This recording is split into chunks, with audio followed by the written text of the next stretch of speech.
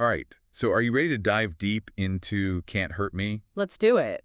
You guys shared this one with us. So we know you're all about like unlocking your potential, pushing your limits, all that good stuff. And this book, Yeah.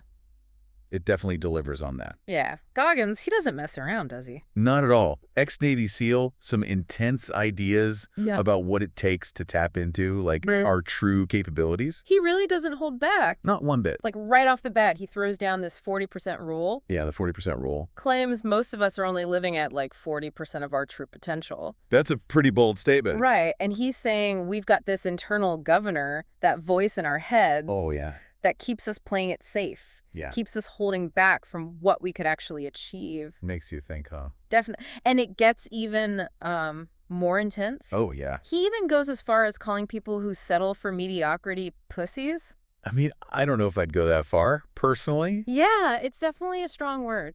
Yeah, a bit much for some people, maybe. But I think he's trying to make a point, Oh, yeah. to like shake us up a bit. Totally. Get us thinking, am I selling myself short? Right. Like, is there more I could be doing? Exactly. Because, like, honestly, sometimes I think we all get a little too comfortable, right? It's easy to do. Way too easy. Yeah. So I get what he's doing, I think, even if his language is, A little rough around the edges. Yeah, a little bit. But to really hammer home his point, he takes us deep into his own life. Okay, so let's talk about that, because his story it's pretty intense. It's unbelievable, actually. Poverty, abuse, racism, you name it, he went through it. It's like something out of a movie.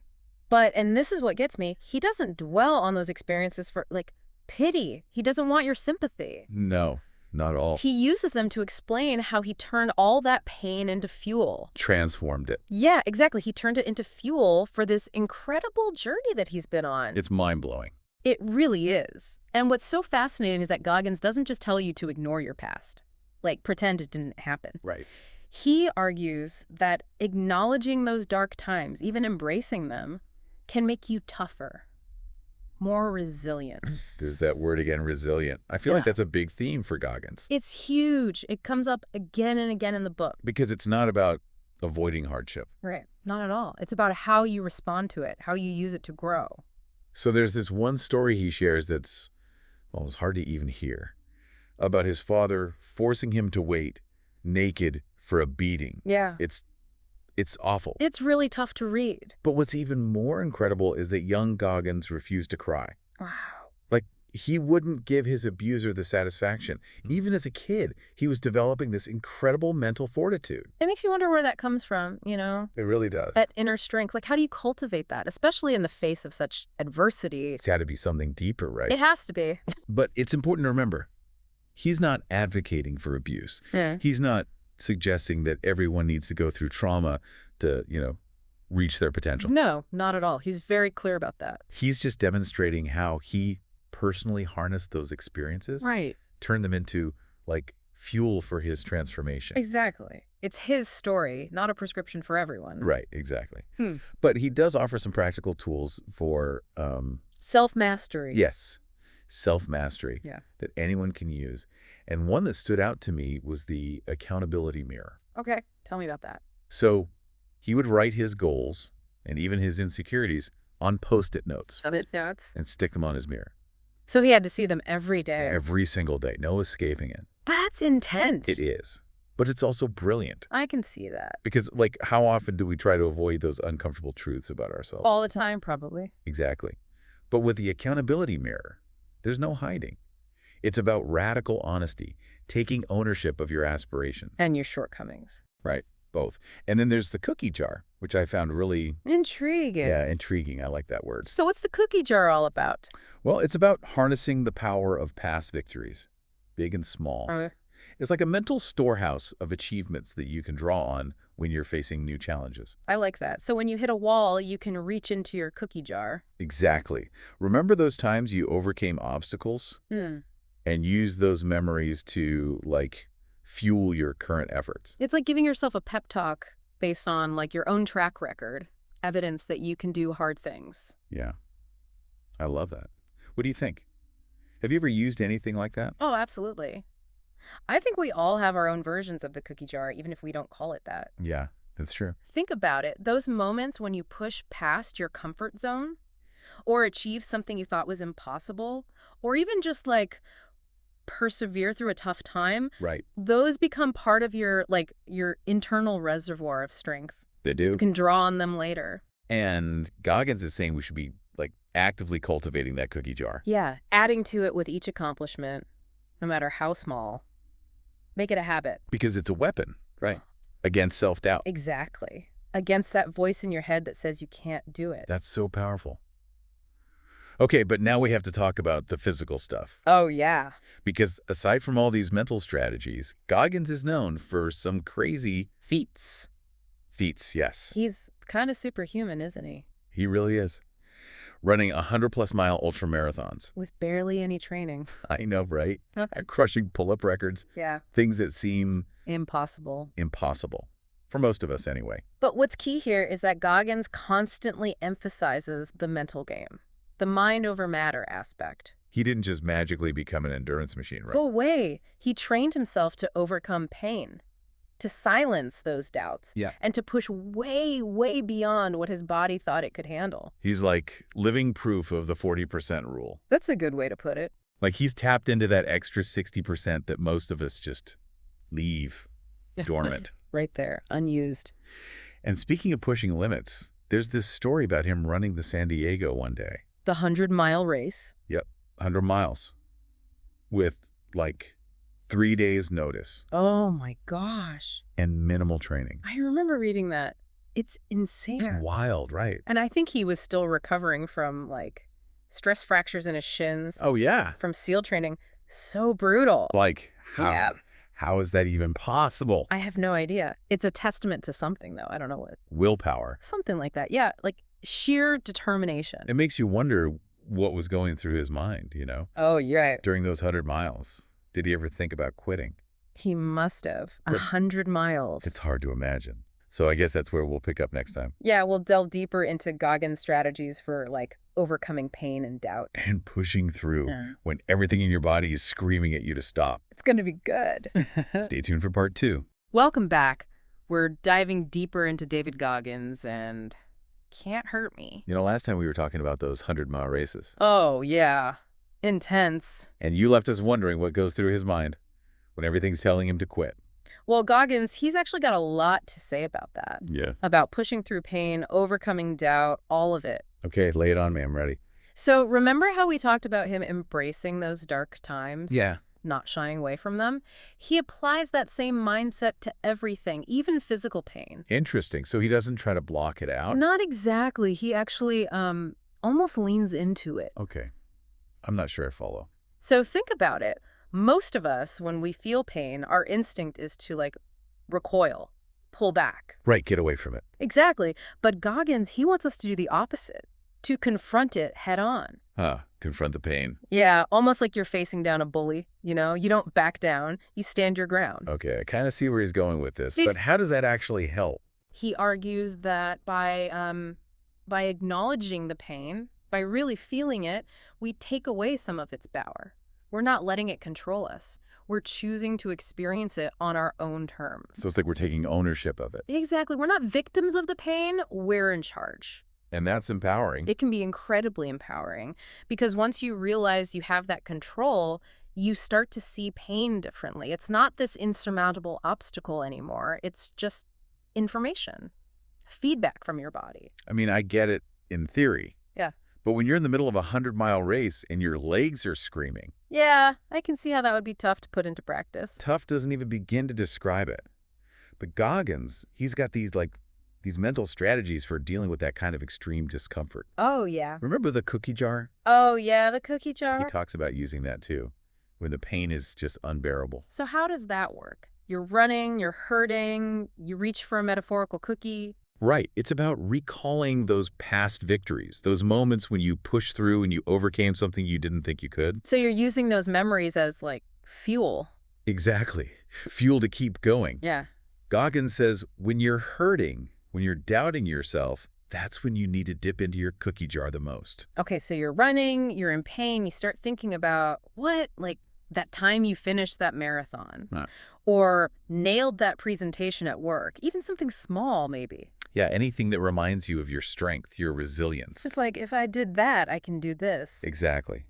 It's about drawing on that inner strength, that reservoir of resilience that we all have. So you're not just battling the pain, you're battling those negative thoughts. That voice that says, you're not good enough. Right, and that's where Goggins gets really interesting. He talks a lot about the power of self-talk, how the way we talk to ourselves, it can either make us or break us. He's big on affirmations, right? Positive self-talk. Huge. He says we need to become our own cheerleaders, our own drill sergeants even, to push ourselves when no one else will. I've heard people say that before, but I always struggle with it. It feels kind of cheesy. I know, right? It can feel a little forced. But Goggins, he takes it to a whole other level. He doesn't just tell you to repeat positive phrases. He wants you to really believe them, to embody them. Okay, so how do you do that? How do you go from just saying the words to actually believing them? He talks about visualizing, about creating a mental picture of yourself succeeding, seeing yourself crossing that finish line, achieving that goal, whatever it is. So, like, if you're training for a marathon, you'd actually visualize yourself running the race, feeling the wind, the sun on your face, seeing the crowd cheering you on. Yeah, all of that. He says you have to make it as real as possible. Engage all your senses. Because when you do that, your mind starts to believe it's possible. Interesting. So it's like you're tricking your brain into thinking it's already happened. In a way, yeah. And when you believe it's possible, your actions start to follow. Yeah. You put in the work, you make the sacrifices, because you're driven by this belief in yourself. So it's like a self-fulfilling prophecy almost. Exactly. And that's what Goggins is all about. Creating that unshakable belief in your own abilities. He says, our minds are the most powerful tools we have. And he really puts that to the test, doesn't he? With those insane physical challenges he takes on. Oh, yeah. We talked about the 100-mile race, but he's done so much more. Running across Death Valley in the peak of summer, setting a world record for pull-ups. It's mind-blowing. It's like he's defying human limitations. And he wants us to know we can do it too. Maybe not to the same extreme, but we all have that potential within us. That untapped power, that extra 60% he talks about. Right.